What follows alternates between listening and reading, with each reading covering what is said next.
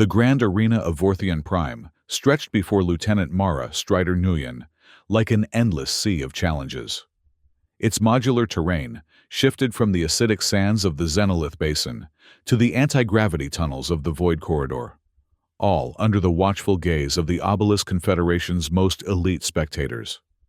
They had gathered today, as they did every seventh cycle, to witness the trials of Ascension, an event that determined not just athletic superiority, but political standing among the 17 species of the Confederation. Mara stood at the entrance tunnel, her combat-weathered face betraying no emotion as the announcer's voice boomed across the arena. The translation matrix rendered the words in perfect standard, though the undertone of skepticism was unmistakable. And representing Earth, Lieutenant Mara Nguyen, first human entrant in the 73 cycles of the Grand Trials. The crowd's reaction was a mixture of curious murmurs and dismissive clicks, the latter coming primarily from the enclosed observation pods where the Confederation's ruling classes watched. Mara's eyes narrowed slightly, focusing on 3 particular pods, hovering near the starting line.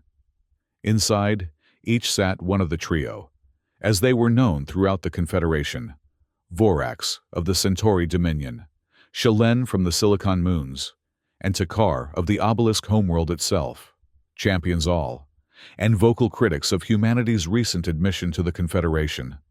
Mara adjusted the compression sleeve on her left leg, the movement causing a slight twinge of pain. The battlefield injury from the Proxima Centauri border skirmish had never fully healed. Neural damage that the best Earth surgeons couldn't completely repair. She'd learned to compensate, to redistribute her weight during movement. But the limp remained visible when she walked. Running transformed it into a distinctive rhythm that had earned her the call sign Strider among her squadron. "Competitors, approach the starting position," came the announcement, and Mara stepped forward with 14 other beings from across the Confederation. The trio moved with fluid grace. Vorax, with his 4 articulated limbs flowing like water. Shalen's crystalline form catching the arena lights in prismatic displays. Takar's serpentine lower body coiling and uncoiling with predatory precision. As Mara moved to take her position, her left leg dragged slightly, creating an uneven cadence on the luminescent starting platform. Takar's translator emitted a high-pitched laugh. "The human's malfunctioning already," he said, loud enough for nearby competitors to hear. "Perhaps they should enter the mechanical division instead." Vorax's mouth parts clicked in amusement. "I wager she collapses before the first checkpoint." "Too generous." Shalen's crystalline voice rang out. "Look at that structural flaw. She won't complete the opening lap." Mara kept her eyes forward, focusing on the first segment of the course. 6 years in the interstellar Marines had taught her that reactions only validated the taunts. But beneath her composed exterior, determination hardened into something more potent than mere resolve. She wasn't just representing herself here. She carried the aspirations of an entire species, trying to prove their worth among the stars. The starting tone resonated through the arena, and 15 competitors surged forward. The opening lap was a ceremonial circuit of the arena perimeter, ostensibly a chance for spectators to assess the competitors. But in reality, a psychological warfare stage, where intimidation tactics were as much a part of the tradition as the race itself. Mara pushed her body into the familiar rhythm she'd perfected during months of training on Earth's variable gravity tracks. Her left leg dragged slightly on each third step, but she'd learned to use the syncopated rhythm to her advantage, building momentum through the disruption. The trio, as expected, took early positions at the front of the pack. They moved with the confidence of champions who had dominated these trials for cycles. As Mara maintained a steady middle position, she felt the eyes of the arena upon her, particularly when her stride hitched with each circuit. "The human limps like a wounded thrall beast," Takar's voice carried back to her. "Perhaps we should end its suffering early." Laughter rippled through several competitors. Mara kept her pace, conserving energy. The opening lap was nothing but theater. The real trials lay ahead. As they completed the ceremonial circuit, the arena master's voice echoed. Competitors, prepare for first trial, the Xenolith Basin. The modular floor before them shifted, segments sliding apart to reveal a vast expanse of orange-tinted sand. Steam rose from its surface, the silicon-heavy particles reacting with the atmospheric mixture. Mara had studied this. The sand would create mild acid burns on unprotected skin, but more importantly, its molecular structure made it behave like a non-Newtonian fluid under pressure. The harder one pushed against it, the more resistance it offered. The trio shot forward, their evolved physiologies giving them natural advantages. Vorax's distributed weight spread across 4 limbs prevented sinking. Shalen's crystalline lower extremities were impervious to the acid. Takar's serpentine body undulated above the surface, barely making contact. Mara activated the adaptive soles of her competition boots, Earth technology that had raised eyebrows during equipment inspection. As her feet touched the sand, microscopic actuators adjusted thousands of tiny plates, distributing her weight optimally with each step. Her injured leg still dragged, but the boots compensated, allowing her to maintain a consistent pace, while others around her floundered or slowed. She passed 3 competitors struggling with the terrain, their evolutionary advantages rendered moot by the specialized challenge. The crowd's murmurs grew louder as the human continued advancing through the rankings.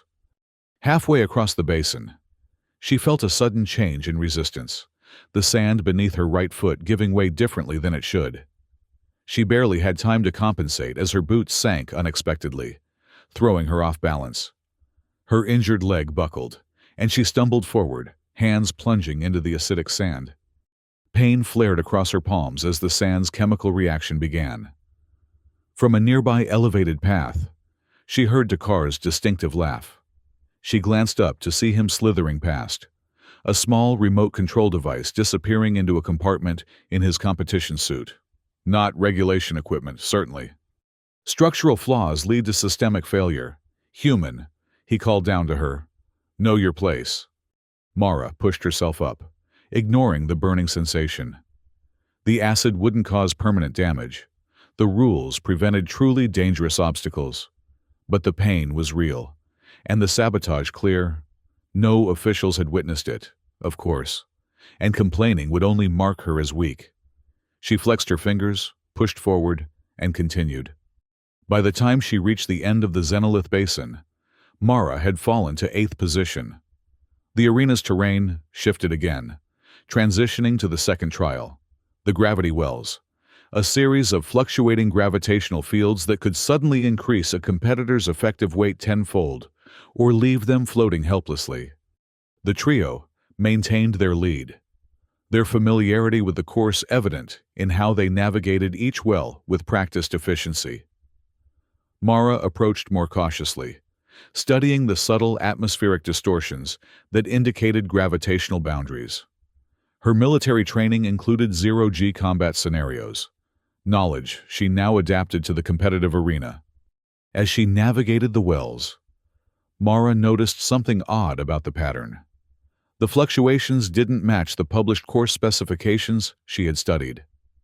Either the arena masters had changed the sequence without announcement, or a heavy gravitational pull suddenly yanked her downward as she crossed what should have been a neutral zone. Her injured leg screamed in protest as forces 3 times Earth normal compressed her joints. Through watering eyes, she saw Shalen hovering nearby, crystalline appendages manipulating what appeared to be a standard position tracker, but was clearly something else entirely. Gravity responds to mass and density. Human. Shalen's voice resonated with artificial sweetness. Your species is simply too insubstantial to compete here. Mara pushed against the crushing force, each movement requiring tremendous effort. She'd trained in high-G environments, but not with an injured leg, already compromising her mobility. Still, she forced herself forward, one excruciating step after another, until she passed beyond the influenced area. As the gravity normalized, she gulped air into compressed lungs and assessed her position. The sabotage had cost her dearly.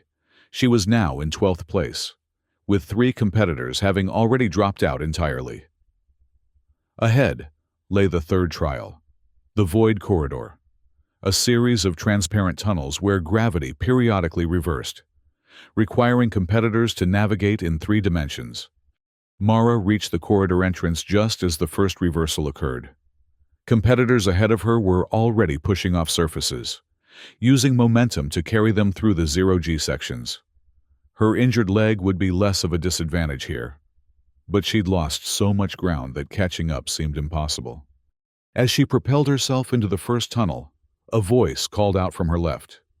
"Human, here." Mara turned to see a competitor she recognized as Talia of the Orion Guard, a species known for their strict honor codes. Talia extended a small package.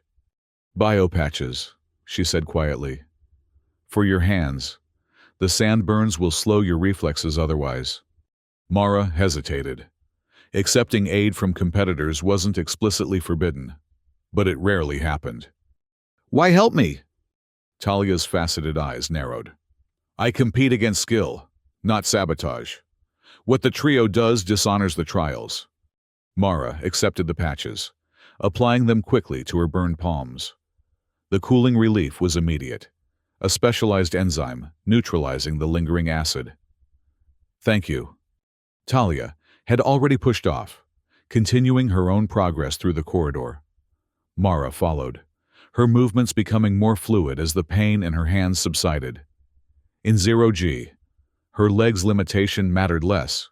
Here, upper body strength and spatial awareness took precedence, areas where her military training gave her unexpected advantages. She passed 2 more competitors, advancing to 10th position as they approached the corridor's exit. The next trial would be the sensory maze, a labyrinthine structure where visual information was deliberately distorted, forcing competitors to rely on other senses. As Mara prepared to enter the maze, a figure moved alongside her, another competitor she hadn't interacted with before. "Jorik," he introduced himself curtly. "Former elite, disgraced." Mara recognized him now, once celebrated as a champion, before a scandal involving performance enhancements had stripped him of titles and standing. "The trio arranged my fall," he continued, voice low. "They fear any who threaten their dominance." "Why tell me this?" Mara asked, suspicious of another trap. "Because you've survived their initial attempts," Jorik replied. "They will escalate in the maze. The navigation beacons have been tampered with. Follow the heat signatures on the left walls, not the visual markers." Before she could question him further, Jorik disappeared into the maze entrance. Mara followed moments later, immediately understanding his warning. The visual markers that should guide competitors through the correct path pulsed invitingly. But when she activated her suit's thermal sensors, she detected the subtle heat differences that marked the true path along the left walls. The trio's sabotage was becoming more sophisticated and more blatant. Yet no officials intervened. In the maze's disorienting environment, with sensory information constantly shifting, proving such tampering would be nearly impossible. Mara followed Jorik's advice, tracing the left wall's heat signatures, while other competitors followed the false visual markers into dead ends or time-consuming detours. She advanced steadily, passing 4 more competitors who had fallen victim to the deception. As she neared the exit, she found herself just 3 positions behind the trio, who remained in the lead. The final trial loomed ahead. The Endurance Plane, a vast, seemingly featureless expanse where hidden obstacles and sudden terrain changes tested competitors' adaptability and resilience. This was where races were traditionally won or lost, where the true measure of a champion emerged. As Mara entered the plane, her leg throbbing with accumulated strain, she saw the trio conferring ahead, their postures suggesting concern at her unexpected proximity. They had expected her to fail long before this point, to become another forgettable human attempting to prove worth among superior species. The plane stretched before them, its surface shifting subtly with each passing moment. Mara studied the patterns, looking for the telltale signs of camouflaged hazards. Her concentration was broken by Vorax's approach. "Impressive persistence. Human," he said, mandibles clicking in what might have been respect or mockery. "But the plane will break you where we could not." "Why does my participation threaten you so much?" Mara asked, maintaining her pace. Vorax's compound eyes gleamed.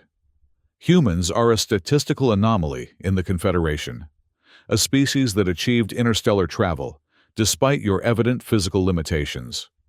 Your presence disrupts established hierarchies." "Perhaps those hierarchies need disruption," Mara replied. Vorax's translator emitted a sound between a laugh and a hiss. "The hierarchy is the foundation of peace. Each species in its proper place, humans still finding yours."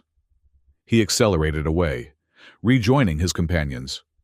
Mara processed his words as she navigated the plane's challenges. The trio's antagonism wasn't merely personal. It was ideological, a resistance to the very notion that humans deserved equal standing. Her performance here represented more than individual achievement. It challenged their entire worldview. Halfway across the plane, disaster struck. A section of ground that appeared solid suddenly gave way beneath Mara's injured leg, trapping it in a viscous substance that hardened rapidly. She fell forward, catching herself with her hands, but her leg remained immobilized. Looking up, she saw all three of the trio watching from a safe distance, their expressions conveying satisfied amusement. "A pity," called Shalene. "Technical difficulties at the final stage?" The substance continued to harden around her leg. Not painful, but completely immobilizing. This wasn't a standard course hazard. This was targeted sabotage, carefully placed in her path. The trio had calculated her stride patterns, predicted exactly where her injured leg would land. Mara assessed her options. The hardening compound would eventually release. The rules prohibited permanent traps, but not before the race concluded. Officials were distant, monitoring from hover platforms that wouldn't reach her position for several minutes. By then, protest would be pointless. She looked at her equipment. Standard issue for all competitors included emergency releases, short-range communicators, hydration systems, and her eyes fixed on the compact hover sled attached to her back, intended for medical evacuation if a competitor became too injured to continue. The sleds were equipped with guide tethers to pull the injured party to safety. An idea formed, unorthodox, likely unprecedented, but not explicitly forbidden by any regulation she'd studied. Mara detached the hover sled and activated it, the small device humming to life beside her. Instead of mounting it, as an injured competitor would, she reconfigured its tether system, extending all three guidelines to their maximum length. Then, with careful precision, she programmed a new destination into its navigation system, the finish line. The trio had already continued on, confident in her elimination.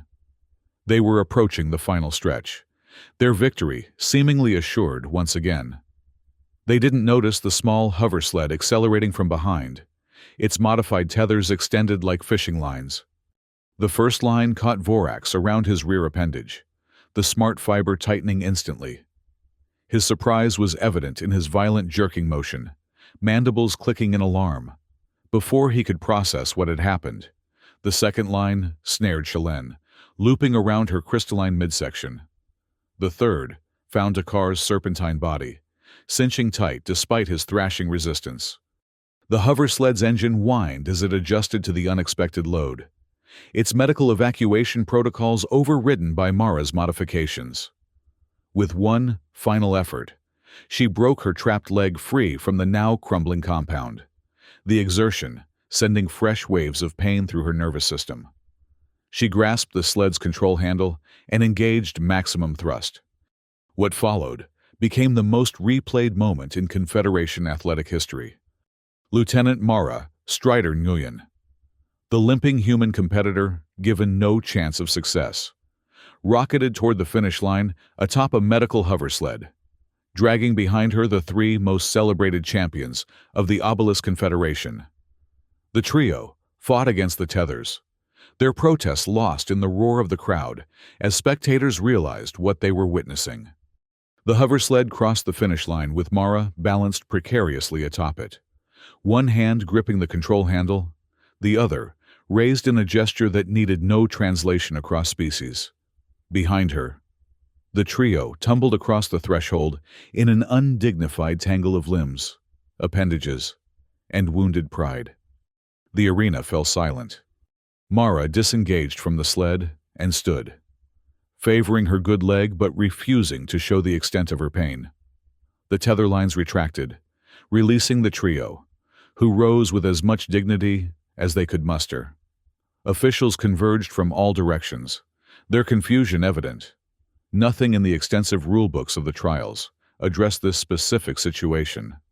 Referee Marshall Salix, a veteran adjudicator with 20 cycles of experience, approached the finish area. His species communicated through color changes in their translucent skin, now pulsing with the orange of uncertainty and the deep blue of deliberation. "Competitor Nguyen," his translator vocalized, "explain your actions." Mara stood at attention, military training evident in her posture despite her injury. The rules state that competitors must cross the finish line under their own power or with medical assistance if injured. I was injured by sabotage. She gestured to her leg. I utilized the provided medical equipment to complete the course. The tethering of other competitors is unprecedented, Silix noted, skin rippling with yellow inquiry patterns. The rules don't prohibit it, Mara replied. And as for precedent, the trio set that themselves with their systematic sabotage throughout the trials. Silix's skin darkened. That is a serious accusation. One I can substantiate. The voice came from behind them.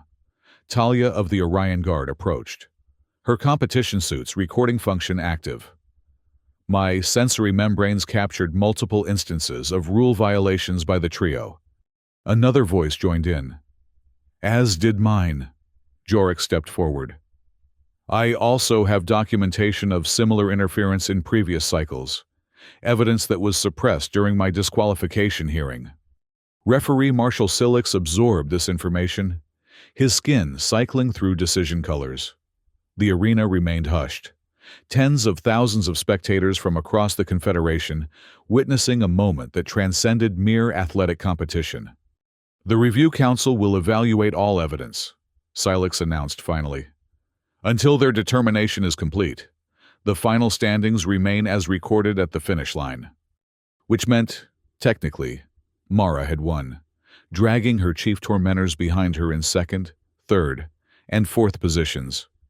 The implications rippled through the arena like a gravitational wave. A human, a species barely recognized as worthy of Confederation membership, had just defeated the established champions using their own tactics against them. The political ramifications would extend far beyond sports. The trio stood in uncharacteristic silence, their usual arrogance replaced by shocked calculation. They were experienced enough politicians to recognize a pivotal moment when trapped in one. The awards platform rose from the arena floor. Tradition dictated that all finishing competitors stand for the winner's acknowledgement. Mara stepped onto the platform, her injured leg nearly buckling. She steadied herself, refusing assistance. The trio and other finishers took their positions, the hierarchy of finish determining their placement. As the Confederation anthem began, Mara did something unexpected. Though standing was excruciatingly painful, she straightened to full attention, offering the traditional gesture of respect to her fellow competitors, including the trio. Her message was clear. She had beaten them at their own game, exposed their tactics, but she would not stoop to mockery. Her victory would be defined by dignity, not derision. When the anthem concluded, tradition granted the victor a right to speak. Mara stepped forward, her voice carrying through the arena's perfect acoustics. "The trials exist to showcase the best qualities of all Confederation species," she began. "Today, I demonstrated some human qualities: adaptability, perseverance, and the capacity to overcome limitations." She paused, looking directly at the trio. "But these are not uniquely human traits. They belong to all who choose to embody them." She turned to address the wider audience. Earth joined the Confederation seeking not dominance, but partnership. "We recognize our physical limitations compared to many of your species. We compensate not through deception, but through innovation and determination." The crowd remained silent, absorbing her words. The true test of any competitor, or any species, isn't found in physical perfection or evolutionary advantages. It's found in how we respond to adversity, whether we rise through honorable effort or sink through dishonorable shortcuts. She concluded simply, "I look forward to the next trials, where I hope we all compete with the integrity the Confederation deserves." As she stepped back, something remarkable happened. Talia of the Orion Guard raised her appendage in the gesture of respect.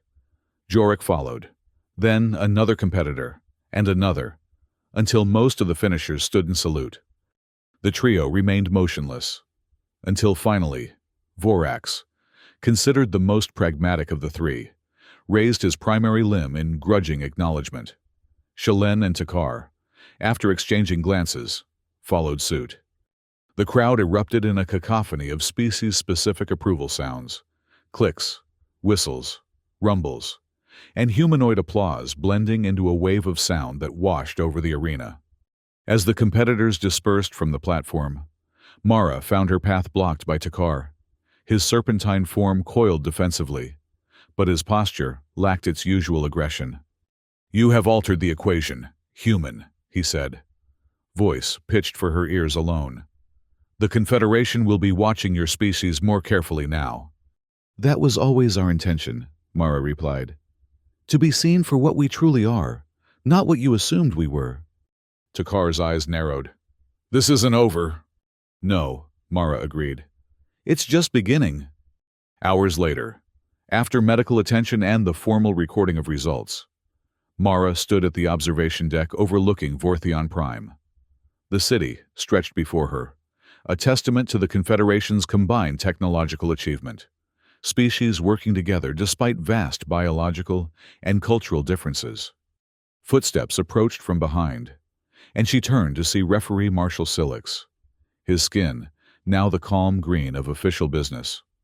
"Lieutenant Nguyen," he greeted her. "The Review Council has reached its determination." Mara steeled herself. Politics often trumped fairness in Confederation matters.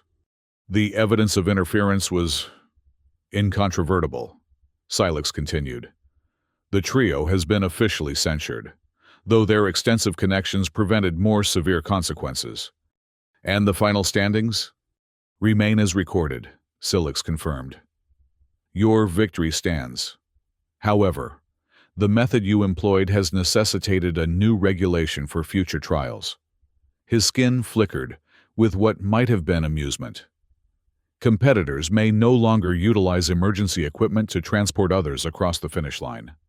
"Seems reasonable," Mara acknowledged with the ghost of a smile.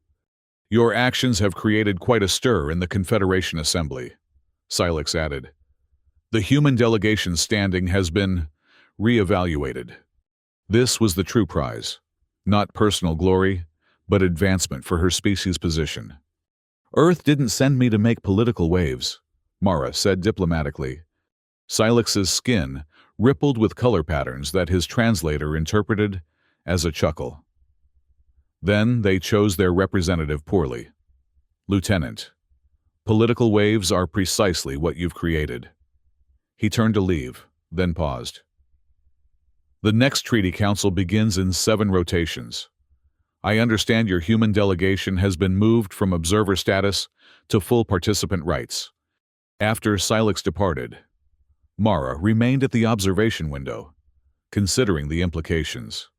One athletic victory wouldn't transform the Confederation's entrenched hierarchies overnight. But it had created an opening, a chance for humanity to demonstrate its value beyond traditional metrics of strength and speed. Her communication device chimed with an incoming message from Earth Command. The text was brief, but spoke volumes. "Well done, Strider. Keep limping forward. Humanity follows." She smiled and turned toward her quarters. Tomorrow would bring new challenges, new resistance from those like the trio who feared change. But today had proven what she had always believed. Limitations were only defining if you allowed them to be. Lieutenant Mara Strider Nguyen, the human who had finished the course dragging 3 alien elites behind her, walked away with a pronounced limp that no longer felt like a weakness, but instead marked the distinctive rhythm of progress.